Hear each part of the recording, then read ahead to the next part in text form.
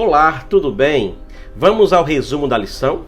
Estamos começando mais um trimestre e também, logo mais, começaremos um novo ano. E juntos estudaremos este guia de estudo sobre o livro de Hebreus.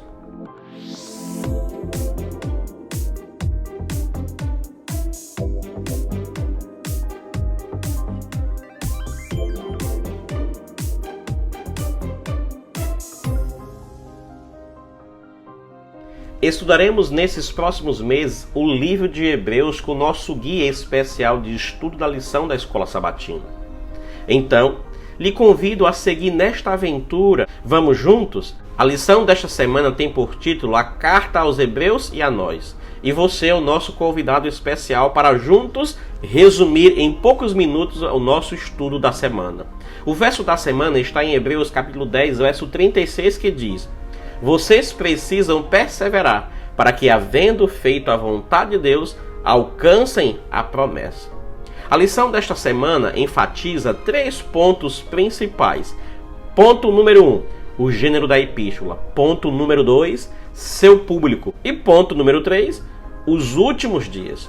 O livro de Hebreus foi originalmente lido e recebido pela igreja cristã primitiva como uma carta do apóstolo Paulo. O autor, apontado por Ellen Goldwhite como Paulo, dá instruções pertinentes aos seus leitores nesta carta, ou neste livro escrito e deixado para todos nós. O comentário do Novo Testamento, Exposição de Hebreus, traz algumas explicações. Este comentário, de forma eletrônica, nos diz que o escritor de Hebreus dispensa os cumprimentos e as saudações comuns, que são típicos das cartas de Paulo e das epístolas, tanto de Tiago, Pedro e João e Judas também. Porque o escritor não se dirige aos seus leitores do modo costumeiro do que ele fazia anteriormente, dando-se a conhecer, especificando seus destinatários e pronunciando uma saudação de graça, paz e misericórdia? Por que ele faz assim diferente neste estudo então? A resposta deve ser que o autor quer focar a atenção principal na suprema revelação de Deus, que é Jesus Cristo, seu Filho.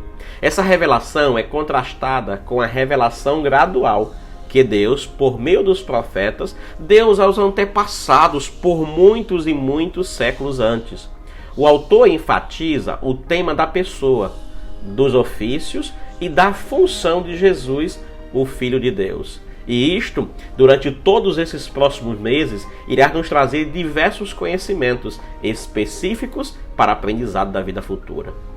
A falha do autor em se identificar em seu escrito está coerente com a época em que ele viveu.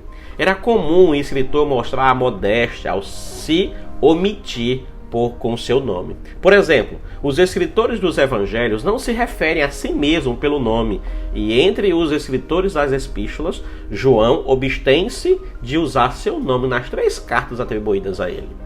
O autor de Hebreus não chama a atenção para si mesmo ou para os destinatários de sua epístola, mas para Jesus, que completou mediante seu aparecimento a revelação de Deus ao homem. Que maravilha! No livro de Hebreus tem muita curiosidade para que possamos aprender. Vamos então estudar a primeira parte, que é dividida a lição desta semana, o gênero de Hebreus. O estilo de Hebreus foi identificado como uma homilia ou um sermão cristão, diretamente para aquele povo. Mas quais são essas razões textuais para que considerem, ou para que possamos considerar Hebreus um sermão? Quero te dar algumas características. A primeira delas é que Paulo caracteriza a sua obra como uma palavra de exortação. Você pode conferir isso no livro de Hebreus, capítulo 13, verso 22, que é a mais bem entendida como um discurso oral. Segunda característica é que o livro de Hebreus usa pronomes relacionados à primeira pessoa do plural, tipo nós, nosso, que permite que o falante se identifique com seu público ao mesmo tempo que afirma sua autoridade. A terceira característica é que há várias referências a falar e a ouvir, em vez de escrever e ler, característica da composição paulina em outras obras. A quarta característica marcante para identificarmos isto é que há uma alternância habilidosa entre a explanação e exortação em Hebreus. Um orador do período greco-romano usaria esse padrão para enfatizar seus pontos sem perder a atenção do ouvinte. Esse recurso da oratória nos ajuda, queridos, a identificar prontamente os padrões de alternância nesta obra. Quinta característica que podemos observar aqui, então, é que a maneira pela qual Paulo introduz os temas fala em favor de uma forma oral de discurso, por meio da qual ele cria um efeito cumulativo. Em suma, ao considerarmos Hebreus como uma palavra de exortação, a conclusão parece ser inevitável. A epístola foi escrita, pelo menos originalmente, como um sermão. Que legal, né? Muitas coisas ainda vêm por aí. Fica conosco e você vai aprender diversas coisas importantes. Os elementos da carta que apoiam esta conclusão diz o seguinte: em primeiro lugar, o uso do pronome da primeira pessoa do plural. E isso é marcante em uma carta ou a um discurso, a um sermão. As referências, em segundo lugar, são as referências a ouvir e a falar. Terceira característica é a alternância entre a exposição e a exortação, bem como, em quarto lugar, a quarta característica, a maneira pela qual Paulo introduz os temas sutilmente e mais tarde os desenvolve. Queridos, vamos para a segunda divisão deste material que estamos estudando durante a semana, que é o público de Hebreus. Para quem foi feito esse sermão, esse discurso, então?